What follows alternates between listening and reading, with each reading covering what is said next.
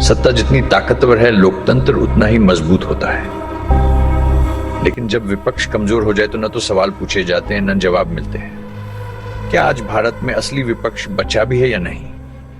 क्या विपक्ष खुद ही सत्ता की कठपुतली बन चुका है? आज हम बात करेंगे भारत की सबसे कमजोर विपक्ष की, जो बोल तो रहा है लेकिन कोई सुन नहीं रहा। भारत में विपक्ष कभी संसद का सबसे ताकतवर हिस्सा हुआ करता था। इंदिरा गांधी की इमरजेंसी हो या मनमोहन सिंह की चुप्पी, विपक्ष ने हमेशा जनता की आवाज उठाई। लालू यादव, अटल बिहारी वाजपेयी, मुलायम सिंह यादव, कर्पूरी ठाकुर, ये नेता सत्ता में न होते हुए भी सत्ता से ज्यादा चर्चा में रहते थे। लेकिन अब विपक्ष फ्रैगमेंटेड है। कोई विचारधारा नहीं, कोई रणनीति नहीं और कोई एकजुटता भी नहीं। कभी राहुल गांधी भारत जोड़ो यात्रा पर निकलते हैं तो दूसरी तरफ अखिलेश यादव उसी वक्त साइकिल यात्रा में, तीसरी तरफ ममता बनर्जी अकेले मैदान में है और कांग्रेस से दूरी बना रही है। दूध हाउस ब्रचचीर के लिए INDIA गठबंधन बना, लेकिन उसमें PM फेस कौन होगा, इस पर ही एक मत नहीं बन पाई। और बीजेपी पूरे प्लान के साथ एक चेहरा, एक नैरेटिव, एक एजेंडा, वन विचारधारा का अभाव।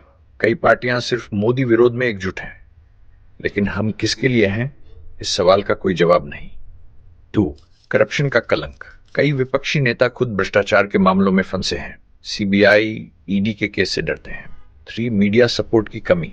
राष्ट्रीय मीडिया पर उनका नाम तक नहीं लिया जाता। युवा नेतृत्व का अभाव। जहां बीजेपी में नई पीढ़ी सामने आ रही है, वहीं विपक्ष परिवारवाद में फंसा हुआ है।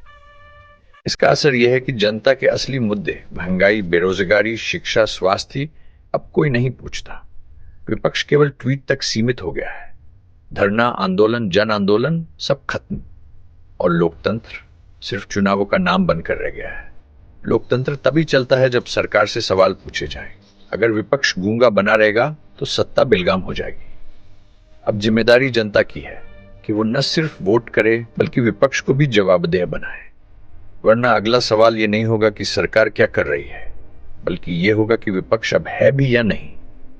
अगर आपको ये वीडियो समझ में आया तो शेयर जरूर करें, चैनल को सब्सक्राइब करें और कमेंट में बताएं आपके हिसाब से सबसे असरदार विपक्षी नेता कौन है।